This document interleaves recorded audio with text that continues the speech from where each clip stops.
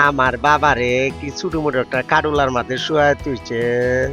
ও বাবা, বাবা, বাবা তুমি কথা কও বাবা, বাবা তুমি কথা কও, আমার বাবারে কেটা মারছে। সিলেটের বিশ্বনাথে একজন ঝাঁকড়া চুলের লোককে সবাই ডাকে ছোট ডিপজল।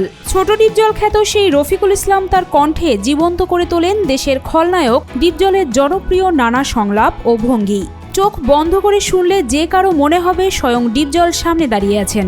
আমারে কি ফুটপাতে রং বাস পাইছ কিরপং, 2 কোটি টাকার কাম করাইবে 2 লাখ টাকা দিয়া।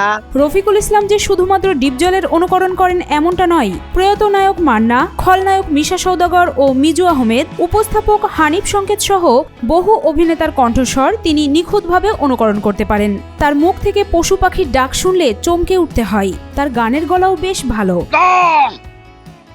আইনের কসম, আমার বাবা মার কসম, আমার এই সরকারি পোশাকের কসম, আমি আমি ওই নিশাকে গ্রেপ্তার করে নিয়ে যাব, খোদার কসম।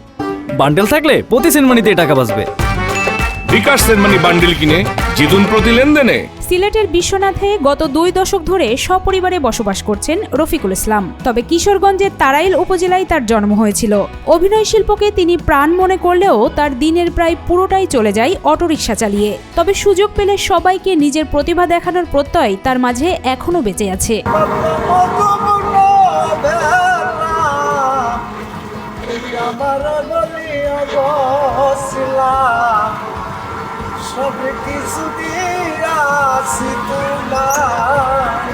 ভেতরে প্রতিভার আগুন থাকলেও তা দিয়ে জীবিকা নির্বাহ করা বাংলাদেশের প্রেক্ষাপটে খুবই কঠিন একটি কাজ।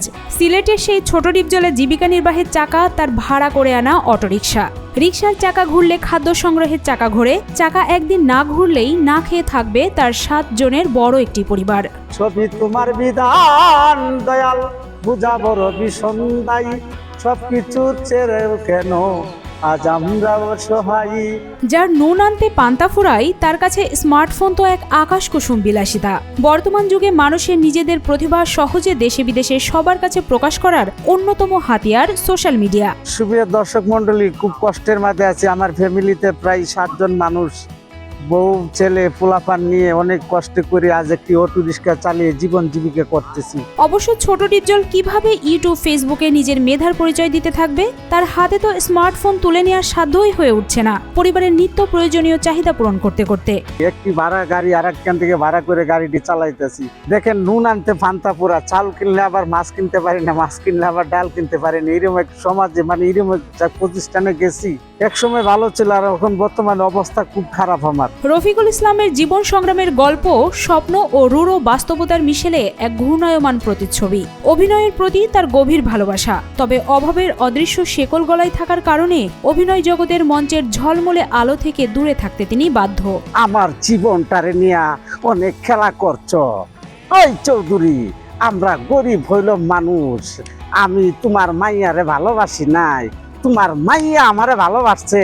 তারপরেও তিনি স্বপ্ন দেখে যান এমন একদিনের যেদিন তার সুদিন আসবে। দেশে বিদেশে যে যেখানে দাঁড়িয়ে কারিয়ে হারিয়ে হাতে নাড়িয়ে এই অনুষ্ঠান দেখতেছেন সকলকে জানাচ্ছি একগুচ্ছ রজনীগন্ধা ফুলের শুভেচ্ছা।